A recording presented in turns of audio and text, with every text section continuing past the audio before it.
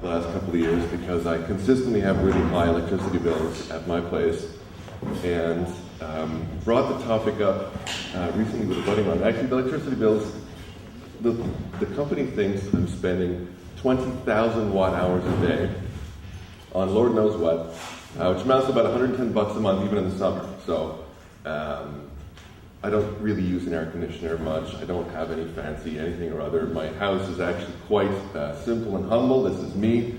This is not me. So a little bit of a mystery as to where all this juice goes. And I brought it up idly a couple of months ago with a buddy of mine, and he said, oh, hey, look, I've got this great little tip. Try it out. You'll love it. Know that plenty of devices actually use power even when they're off. A computer, you press the off button. It's really a soft off. It's still draining juice.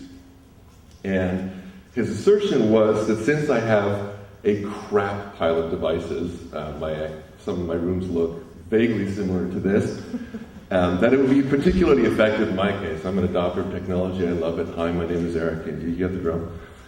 So I asserted that might be cool, but imagine I just took a shower every other day instead of every day. So I asserted that that would be a greater power savings over a month. So we made a bet on it. So first, a couple of basics of what a watt is before I go into some of the details. Imagine your average AA battery draws around 3 watts. If you use 3 watts for an hour, your battery's dead. So it's said to be a 3 watt-hour device. So imagine you have a remote control car, it's a favorite toy. You have 4 of these AA batteries in it, and you play with the toy for exactly an hour. That amounts to 12 watt. It's a 12 watt-hour device. So I went around and measured everything I have. Absolutely everything. It took months and months and months. This is the principal tool that I used. So I used the voltmeter, ammeter, oscilloscope, all kinds of other fun junk. But this one is by far my favorite. It's simple. You can just plug it in, leave it in, let it run.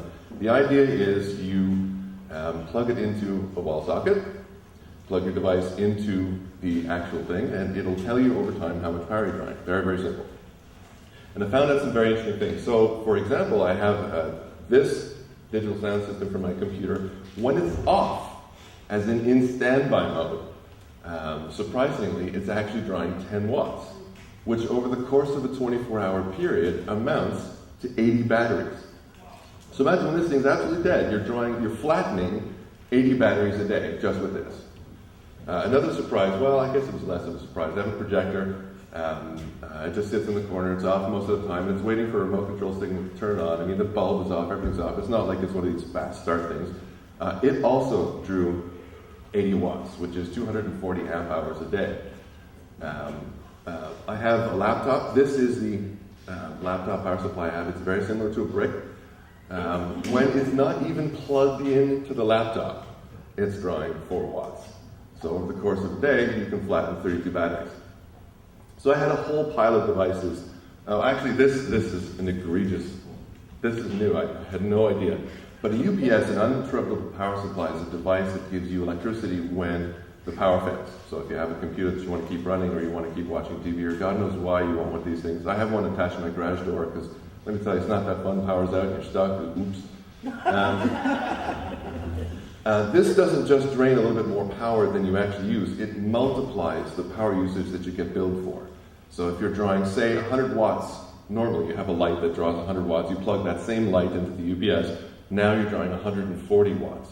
So it multiplies it by 1.3, 1.4, 1.5, it depends. I took an inventory of everything that I had, and I had 52 devices that arguably you could actually unplug when you're not in use. And just for the bet, I went a little extreme. I mean, you unplug an alarm clock if you're going to be away for 3 days. Who the hell does that, right? But it all adds up. So just for argument's sake, there were 52 devices in my place, and yes, I have these and lots more, that when totaled, including normal usage at about a 25% duty cycle, amounted to 2,200 watt hours worth of power. So that was my friend's argument side of the bet. The other side, this is just a bit of basic math. I tried to measure this, but measuring a water heater is actually surprisingly difficult. So, making a long story very short, it takes 70 watts for 1 hour to heat 1 liter 1 degree Celsius. So my shower happens to take 8 liters per minute. Therefore, a 10-minute shower is a total of 5,600 watts, aka 5.6 kilowatts. So the amount of power I save in a month by showering every other day, by the way I don't because I just love my showers, is 5,600 watts divided by 2, because you're still taking a shower, but every other day. Compared with the AR, which stands for Anal Retentive Power Management, means I win. The interesting lesson is I do have an awful lot of devices that drain a lot of power. It's actually quite surprising. I mean, your TV set, my dad's TV set anyway, is a 45-inch LCD thing, and it draws 17 watts in standby mode. Yeah, that was quite something. In practical terms, just day-to-day stuff, I could probably save about 800 watt hours a day. So go ahead and do it. And the idea is just a couple of power bars here and there with a switch, you kill it, you're done.